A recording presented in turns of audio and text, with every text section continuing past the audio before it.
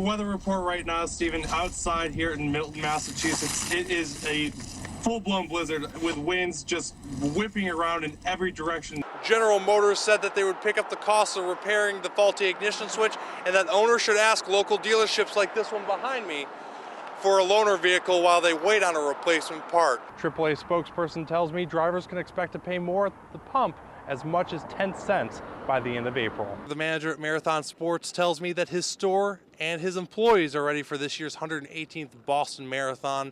GM CEO Mary Barra suggested this in the congressional hearing, that heavy keychains such as this may cause the ignition switch to fail, and she suggested just to have the key itself in the ignition. Sandy was actually bigger than Hurricane Katrina and is the second most powerful storm on record. I was working for NBC News when the shots were fired that ended with the capture of suspect number 2, Jahar Zarnaev. Potholes do a lot of damage to a vehicle. They can damage the rim, the tire, and up under here into the suspension.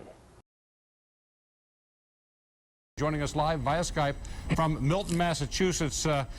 Thank you so much. First of all, just give us the weather report. What you're doing out there right now, Peter? The weather report right now, Stephen, outside here in Milton, Massachusetts. It is a full-blown blizzard with winds just whipping around in every direction in which way possible.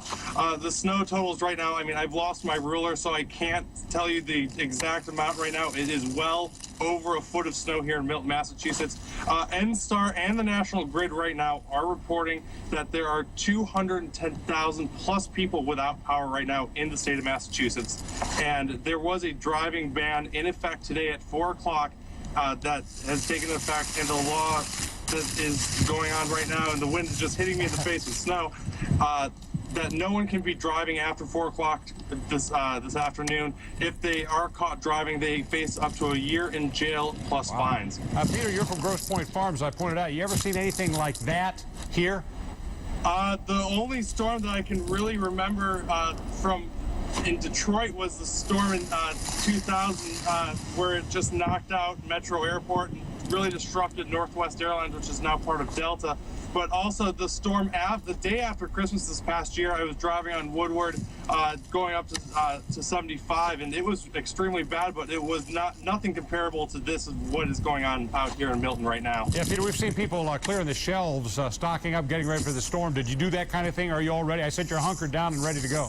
Yeah, I woke up early this morning just to go out and just get some final supplies and just put a little extra gas in my gas tank. I stopped at the local convenience store, Stop and Shop, and it was crazy. It reminded me of Hurricane Sandy. I was trapped in New York for 4 days down there, and it just reminded me every little bit about Sandy, and it was just a crazy scene at the supermarket earlier this morning. Yeah, Peter, Maxwell, you just reminded me you were in Hurricane Sandy. Now you're in Storm Nemo. It's a bad weather seems to be following you around, so.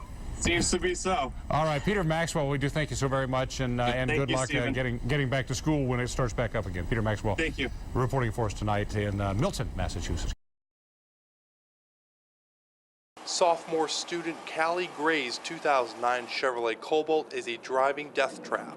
I don't feel safe anymore. The recalled vehicles have faulty ignition switches that have caused as many as 31 accidents across the country, including 13 deaths. With the faulty ignition switch, it can cause the vehicle to shut off in traffic with the loss of your power steering, brakes, and even your airbags. General Motors knew about this problem since 2001, but a recall was not issued until last month. Since February, GM has recalled more than 2.6 million vehicles, mostly the Chevrolet Cobalts, over the faulty ignition switch. I think if they knew about it right when they found out, they should have put the recall out. The expanded recall by General Motors involves 2008 to 2011 model years for the Chevrolet Cobalt and 2008 to 2010 model years for the others. GM CEO Mary Barra suggested this in the congressional hearing, that heavy keychains such as this may cause the ignition switch to fail, and she suggested just to have the key itself in the ignition. Well, now I kind of want to do it as soon as I can, so I'm probably going to call my mom later and see what we can do about it.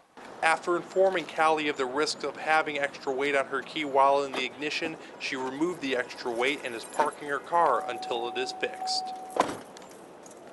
General Motors said that they would pick up the cost of repairing the faulty ignition switch and that owners should ask local dealerships like this one behind me for a loaner vehicle while they wait on a replacement part. Here in Norwood on the Auto Mile, I'm Peter Maxwell for CC8 TV.